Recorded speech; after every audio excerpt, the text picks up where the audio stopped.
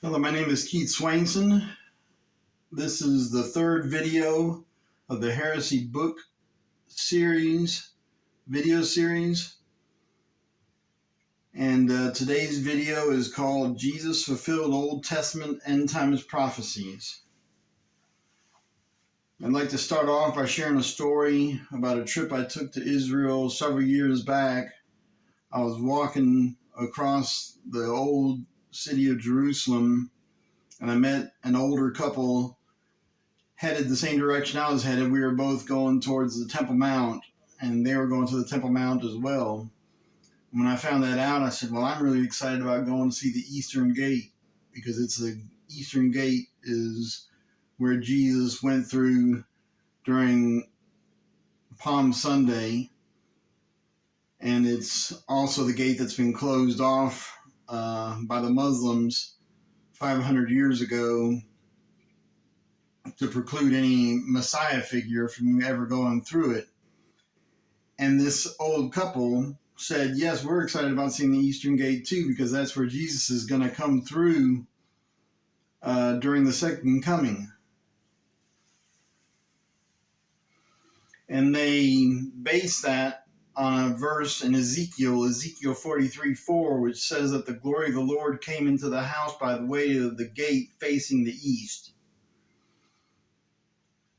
And so they were quoting prophecy, saying that Jesus was going to fulfill that prophecy of the glory of the Lord coming to the house of the Lord by the gate facing the east, and saying that that was going to happen during his second coming.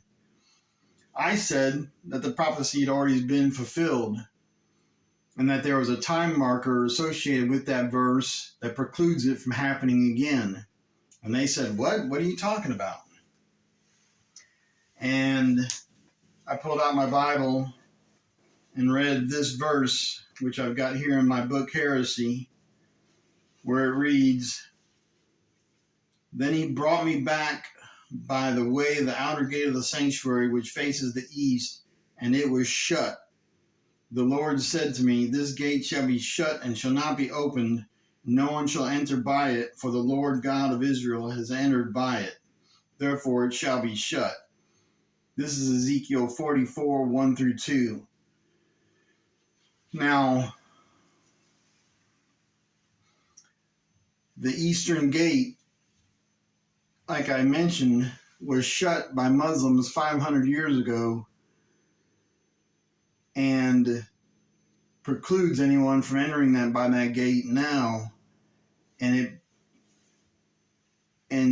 at the time that Jesus was on earth, he went through that gate multiple times.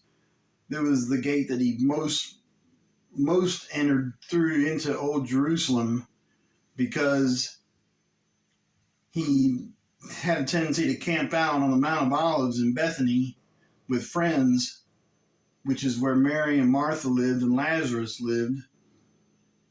And he would come back to the temple in the morning and talk to the teachers in the temple. And so the Eastern Gate, which is the gate that goes directly to the Mount of Olives, is the gate he would have entered Jerusalem by, most likely. So it would have been one of his favorite gates. And it's also the same gate that he went through on Palm Sunday.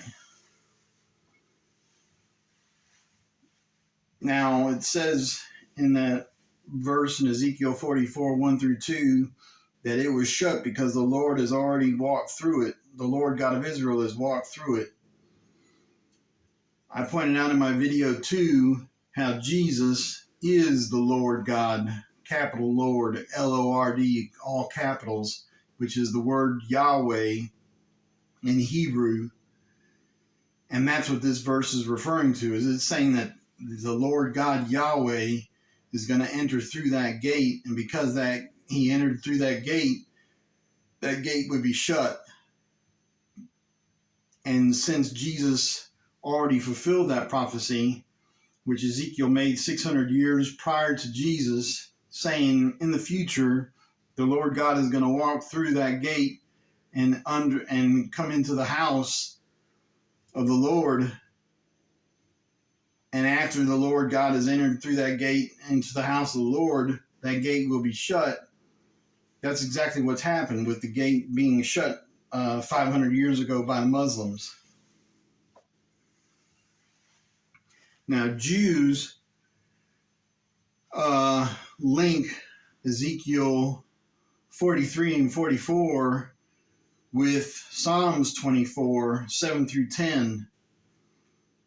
And they link these two prophecies together because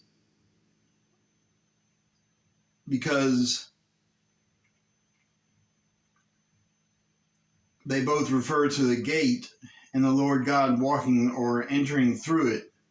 Let me read to you Psalms 24, 7 through 10. And I'll read it out of my book, which is the New American Standard Version. It says, and this is Psalm 24, 7 through 10, which was written 1,000 years before Jesus Christ came to planet Earth. It says, "Lift up your head, O ye gates, and be lifted up, O ancient doors, that the King of glory may come in. Who is the King of glory? The Lord strong and mighty, the Lord mighty in battle.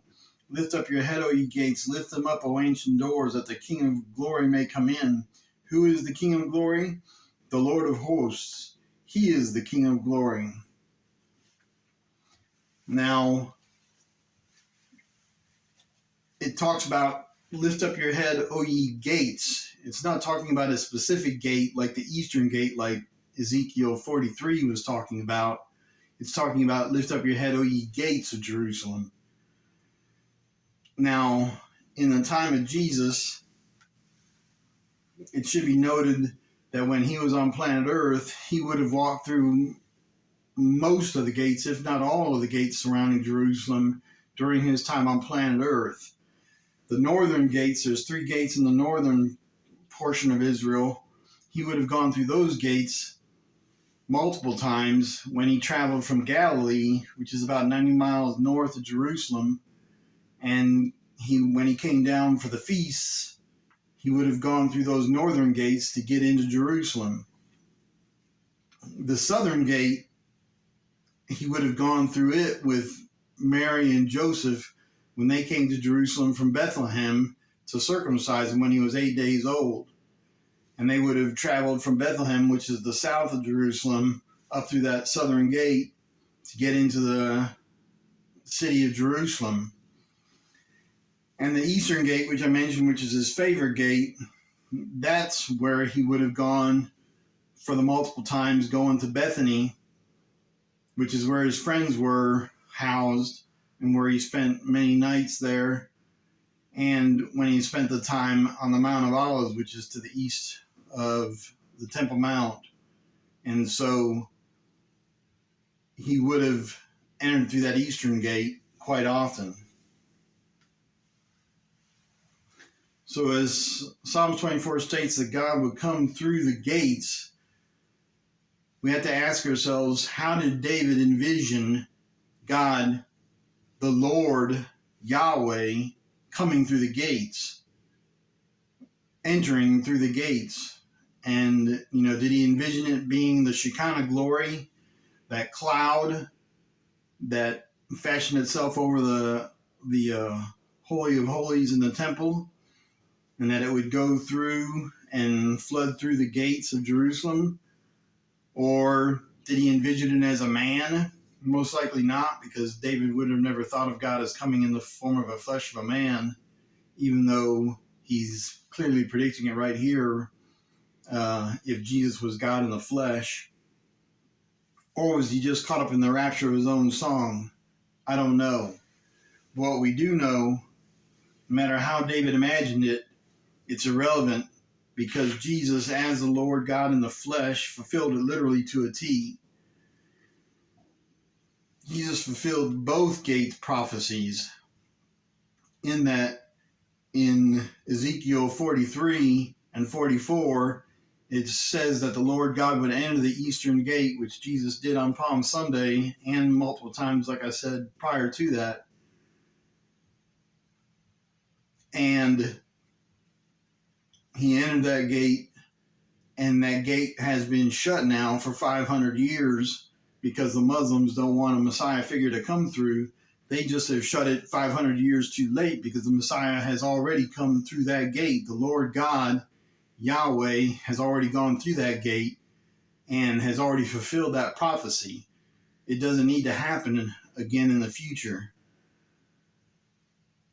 And the same is true for the Psalms 24 prophecy, where David mentions that the Lord God, mighty in battle is he, shall enter through the gates.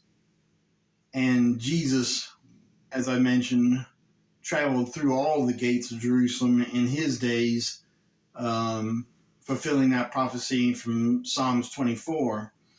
So I question and ask you, why do Christians ignore this and force Jesus to do it again? Because he clearly went through the gate, Eastern Gate, and the gates of Jerusalem in his days, fulfilling these Old Testament prophecies that were made 1,000 years and 600 years before he came. Why do we as Christians force him to do it again in a second coming?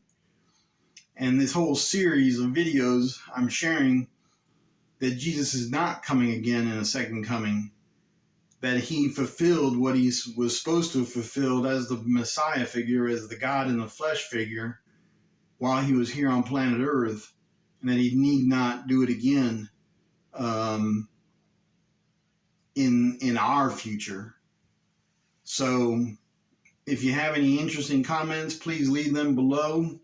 If you please press subscribe, so that way you can get all the other videos as I go through this and walk you through the process of showing you how Jesus fulfilled all of these Old Testament prophecies and how he doesn't need to do that again as a future to us in a second coming. So if you can, press that subscribe button and the like button, and we look forward to hearing your comments in the comments section. Thank you.